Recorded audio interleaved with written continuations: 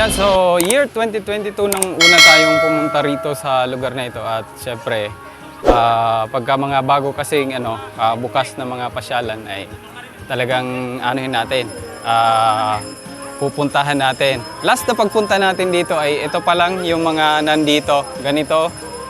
Tsaka yung sa Singapore, ayan, doon. Then itong mga playground. Sa taas ay malaki na yung development na ginawa nila.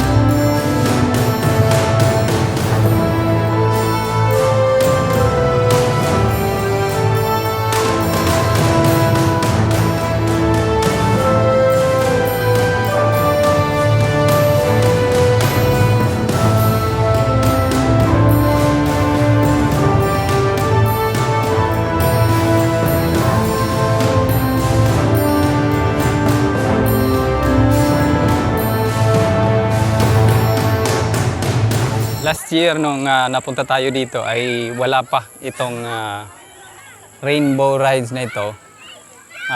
Pati yung doon, yung parang food court. So, nung pumunta tayo dito is ginagawa pa lang yung portion na yan. Pati ito, dito, sa bahagi na ito. Pero ito ay gawa na ito. Yan, so ganito kalawak yung kanilang park. Hanggang dito sa taas, meron pang mga upuan. Ayan. So bawat level, mayroong mga upuan na simbolo ng mga prutas. Na una nakita natin yung orange, yung durian, mangga, at dito iba na. So dito sa Rainbow Rides ay may bayad na 3 sa 100. Tatlong makakapag-rides 100. So 35, maabot ng 35 per head. Yan.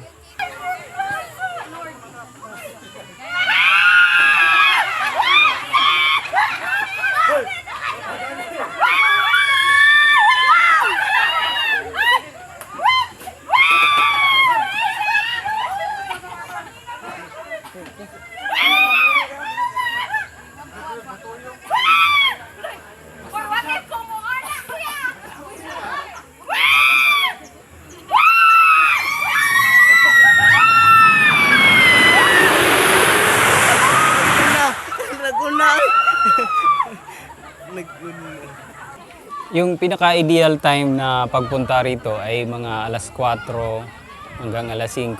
Kasi hanggang sa pagdilim, masasaksihan natin yung ilaw nitong park na ito. So, maganda rin yung kanilang pailaw dito. Yan, so ito ay gawa pala sa plastic. Ayan, at merong mga gumugulong na bahagi. Ito, ayan.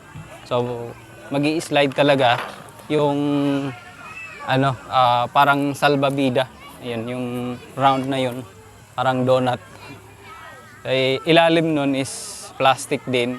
Kaya yung slant nito is nasa mga 45 degree o 40 degree. Ayan. So, bubulusok talaga pababa. Ayan, so tuwan-tuwa sila sa magkahalo sigurong kaba at excitement. Ayan.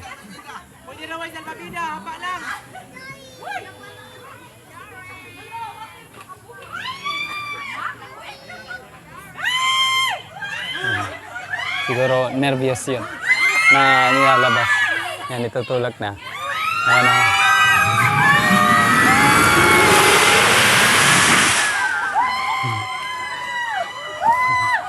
Success. So tulad ng na experience natin sa Merida, yung Palwa. Palwa rides. Yan, ito naman is modern. So, yung konsepto doon is palwa talaga. Doon talaga nag-slide kasi yung palwa, yun yung, yung dahon ng nyog na pinatuyo na. So yung pagkatuyo yan is madulas talaga yan. Pinagpatong-patong nila. Yan, hinilera. At pinatibay.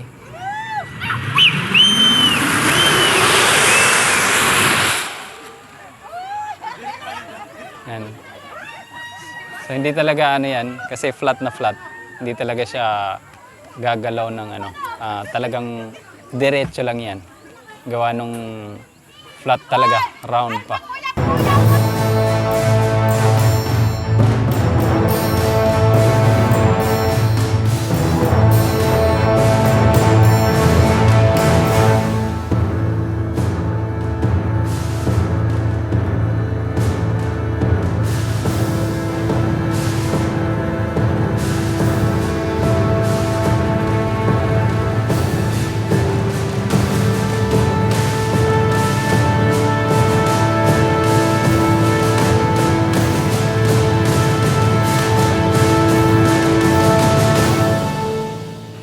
Compare sa last na pagpunta natin dito ay mas maraming pong mga halaman at bulaklak.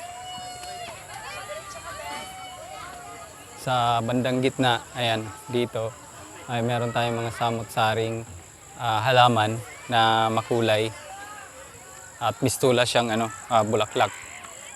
Makikita natin sa taas na may nakasulat yan na Ayasil. Ito. Maliban pa sa kanilang pinaka logo, ayan, na Ayasil. Dito rin, ayan. So marami pong sari-saring mga bulaklak. Napakaganda dito. Ayan. Mas maganda dito kung halimbawa madaling araw or umaga. Kasi ang sarap dito exercise. Yan. Then malalanghap natin yung sariwang hangin produce nitong mga halaman. Yan. Sa mga nakaraang taon ay mas marami na po ang bumibisita dito sa Ayasil. Ito po ay na-feature ng mga iba't ibang vloggers at nagkaroon nga sila ng competition. So hindi tayo nakasali gawa nung nabisi tayo. Yan. So marami nang na-improve dito at meron pang nakita ko dyan ng mga plano nila na gagawin pang karagdagan. Siguro ay dito banda. Ayan. Kita ko yung pati yung entrance napakaganda. Parang gagawa ata sila ng swimming pool. Yan, tingnan natin sa kanilang plano.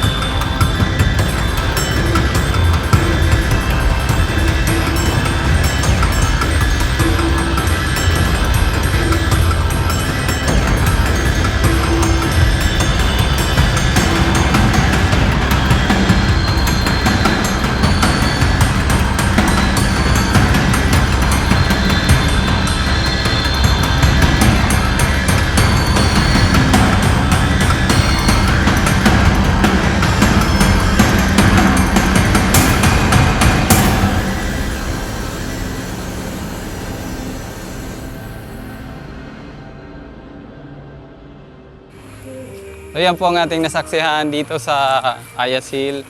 Yan, nakita natin na napakarami ng mga nagpupunta na dito.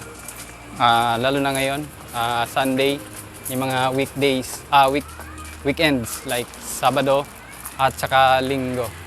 Yan, so enjoy. Enjoy yung mga bata, pati yung mga isip bata.